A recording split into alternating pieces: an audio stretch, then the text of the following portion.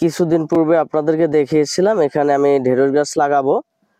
তো ঢেঁড়স গাছ লাগিয়েছিলাম এবং ঢেঁড়স গাছটি মোটামুটি এখন বড় হয়েছে, সার প্রয়োগ করার সময় হয়েছে, যার ফলশ্রুতিতে এখানে সার প্রয়োগ করতেছি। প্রত্যেকটি গাছ যখন একটু বড় হয় তখন সার প্রয়োগ করতে হয়। সার প্রয়োগ না করলে গাছ তেমন একটা বড় হয় না। গাছ বড় করার, পরিপুষ্ট করার এবং দ্রুত গতিতে ফলন ধারণের একমাত্র মাধ্যম হচ্ছে সার প্রয়োগ করা। সারের একটা লিমিট থাকে, তো ওই লিমিট অনুযায়ী সার প্রয়োগ করলে ভালো হয়। তো সবুজ শাকসবজি করতে আমার অনেক ভালো লাগে, কারণ সামনে শীতকাল, শীতের সিজন চলে এসেছে। প্রত্যেক বছরে আমি কম বেশি শাকসবজি করি, এবছরও করেছি। ঢেঁড়সটা গত 2 বছর আগে করেছিলাম, এর মাঝে 2 বছর করিনি, এবছর আবার করলাম। কারণ ঢেঁড়স হচ্ছে আমার পছন্দের একটি খাবার।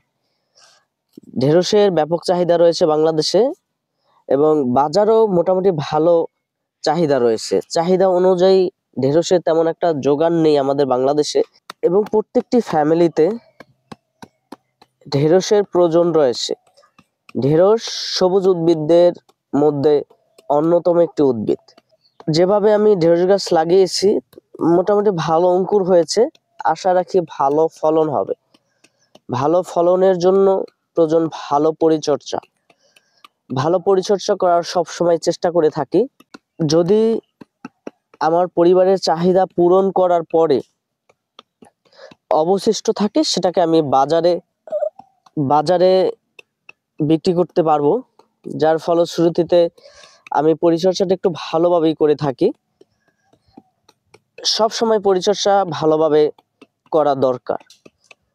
গাছের কখন পানি লাগে, কখন গাছের সার প্রয়োগ করতে হয়, কখন কি সার দিতে হবে, পরিমাণে কেমন দিতে হবে, বেশি না কম, সেটাও নির্ধারণ করতে হবে। এবং